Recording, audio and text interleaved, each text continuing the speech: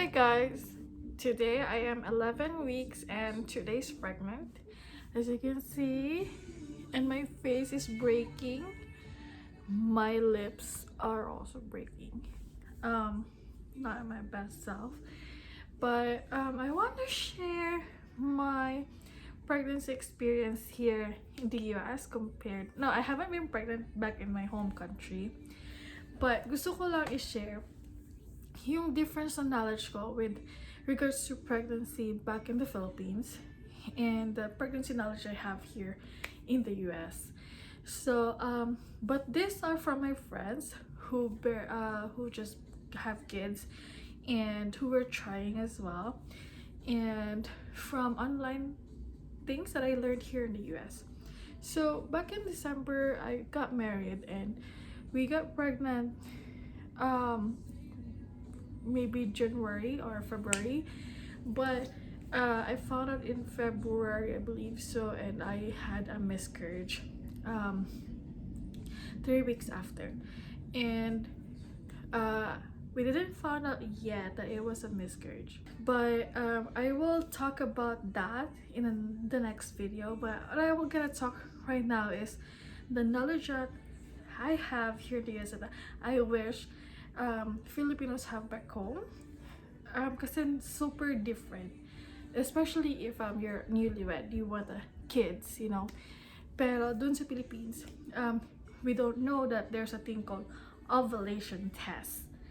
I will show you what an ovulation test is, and what it basically do is after mo mag menstruation, you would take this test every day and see if you are actually on your peak, kung kailan ka ovulated.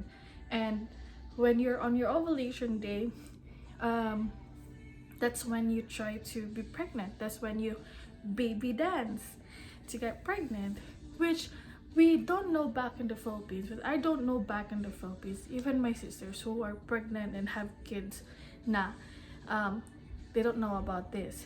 In the Philippines, you just try and you just pag lucky ka na nag-keme-keme kayo while you're on your peak or you're on your ovulation day, then you get pregnant. Well, dito sa Murica or sa America, magte-test sila every day yung mga babae, kasi I'm on a group in an app. I will show you what the app is. Tapos magte-test sila every day. You post your and you take a picture of your strip, and it will say if you're in your highest and if you're in your lowest. And if you're in your low, well, definitely you'll not get pregnant. But if it's on your peak, it will say, kasi para siyang pregnancy test din, kaso maliliit. It has 2 lines, and if it has 2 lines, that means that you're on your peak, you will get pregnant. That doesn't mean na kung nag-keme or nag-baby dance kayo sa day na high ka, I mean, yung ovulation day mo, yung peak mo, mabubuntis ka. Kasi it always depend naman sa babae kung, diretso yung mga keme sa loob natin or hindi.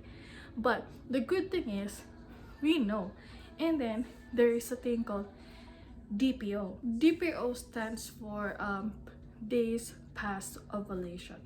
So, DPO stands for days past ovulation. So, after mo mag-keme sa time na alam mong high peak ka, then you will start testing pregnancy test 7 days after. So, pag 1 DPO, 2 DPO, you wait for your 7 DPO, or better wait for the 9th DPO. So, yung mga babae dito sa US, after na mag-keme sa peak time nila, they would wait, they are so anxious, they would feel all these symptoms, but the symptoms you're waiting to get pregnant are kind of the same when you're gonna have your period. So, and then they would test at 7 days past ovulation, like what I did sa aking this is on after my miscarriage, because I learned this with my friends that I didn't learn before. So, tinry ko siya. And then, yun nga, may nakita akong faint line, very faint line, tapos sobrang shock pa ako. Tapos, di ako makapaniwala kasi I didn't expect. Kasi, one time lang kami nag-keme, nag-baby dance. Sa time na peak ko, And well, I know na the eggs or stuff, the egg would be in your system for a couple of days. Pero we had one keme on my peak time.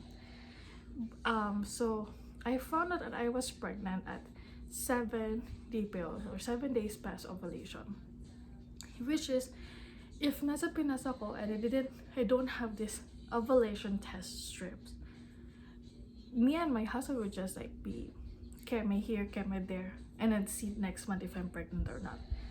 So you know that you're getting pregnant with the symptoms because you cannot have your sore boobs or anything.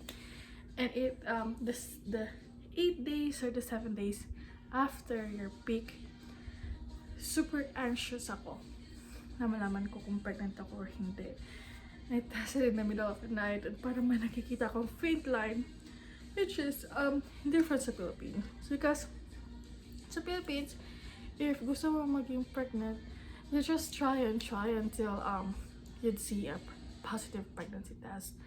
Unlike dito sa US, you have this ovulation test strips. You try on the days na you're on your peak, and then you would know after 7 days or 8 days if you're pregnant. And I wish we have that back home. I don't see videos like that na mayroon ovulation test strips sa Pilipinas. So it's a really good knowledge that I have. And then, so nalaman ko na pregnant ako. I have all these millions of pregnancy tests after that. I was looking for my pregnancy test. This was my first test. You would see the very faint line. So alam ko na. Oh no, never mind. This is called the dye stealer. This is the test line here, and as you can see, yung dito na sign, malabo na siya because my HCG level is so high. So di na niya kopya.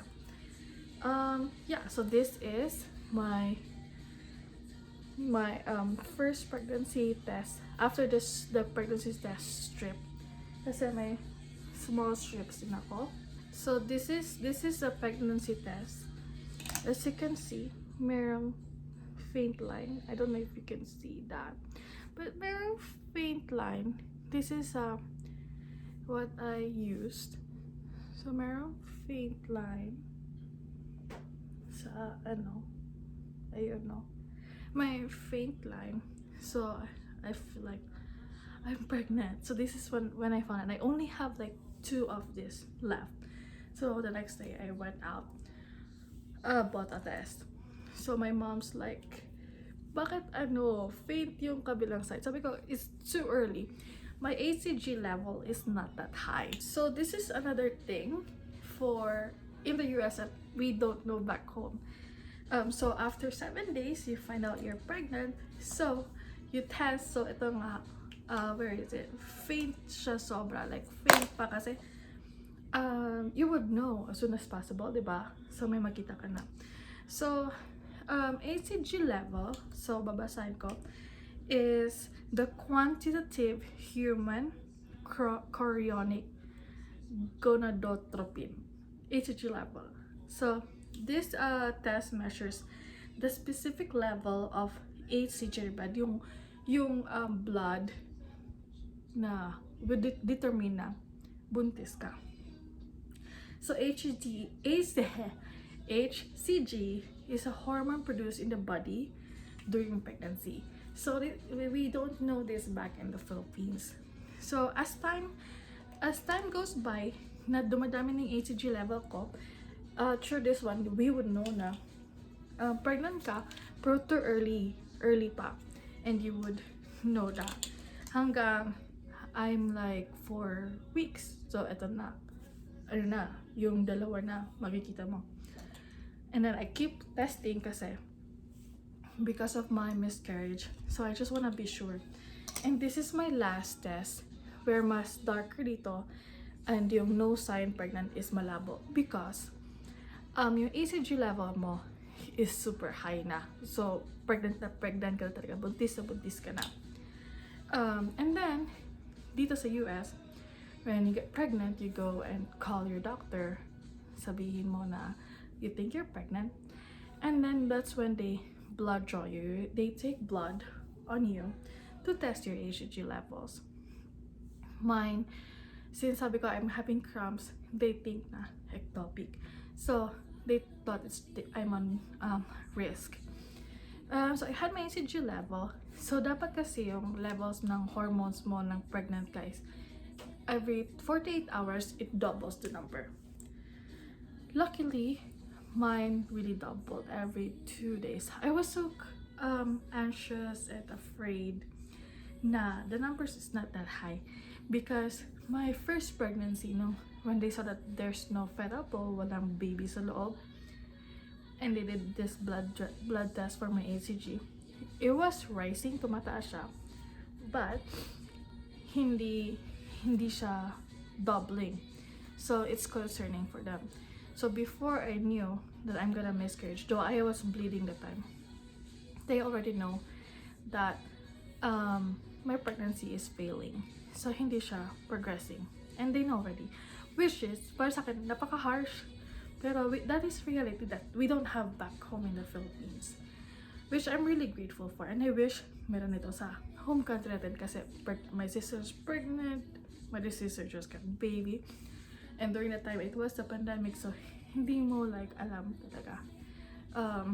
So we don't have this test back home that will tell you na on the time that you found out you're pregnant, they would draw a test on you, and 2 days after you would draw, and you would know na, oh, progressing, normal yung pregnancy mo. Kasi if hindi siya normal pregnancy, they would know through your HCG or your blood drawn na it's rising but it's not doubling, so something is wrong. So HCG level will let you know that something is wrong. And I am so grateful that I found out here. So first was you take ovulation test for you to know to try having a baby on the time that you're on your ovulation period or your peak. And then once you get pregnant, I mean after 7 days after that, you would know if you're pregnant through having your testing right away. You don't have to wait for like, feeling ko pregnant ako, feeling ko ganun. So walang ganyan. And you don't depend on your symptoms because you know already that you tried on the day that you're on your peak. So you get a test after 7 or 8 days. And if you're pregnant, you're so lucky. Because marami dito sa yung app na every month nag-apply sila on their ovulation day. But they still have a negative test. And siguro may something about their health. But kasi ako diabetic din ako, but I don't know. Pero I feel blessed now. I got pregnant right away. Now I am 11 weeks and 2 days, I mean. So yun, and second one is the HCG, where they take a blood test on that and see if it's doubling. So I did HCG test 4 times just to see that my numbers is really going up and doubling on time, and mine did.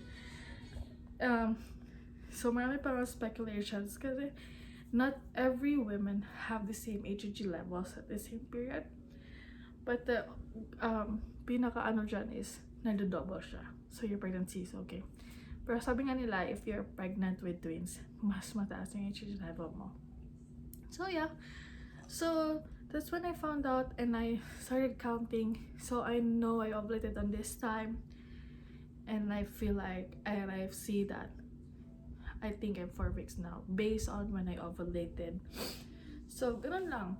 And when I went to the doctor, nakita nga medyo late yung ovulation time ko kasi I just came off pregnancy birth control because of the miscarriage. But I don't know why that I got pregnant right away. So I was delayed with my ovulation, but I got pregnant. So that's my story about how different finding out you're pregnant in the US and back home. And I wish this video can help people, especially women, that if you're here in the US for Filipinas, go buy an ovulation test kit and check every day if you're on your peak, and then go try on that peak time. And if you don't want to get pregnant, don't try on your peak time. Have keme not on your peak for you to not get pregnant. So it's good to have that knowledge, and next time I will do a video about my miscarriage and how I found out that I'm having a miscarriage and what happened next. So yeah, and that's my baby right there. Last week at 10 weeks I had the ultrasound for heartbeat, and the heart is looking good. It's 165, so it was looking great. I think me and my husband are expecting for a girl. So far my pregnancy is okay, nothing's going wrong. Due date is February 28th, 2022, pero I wish it's gonna be due date will be February 22, because that's my dad's birthday. And so yeah, so that's all for this video. Thank you for watching. Bye.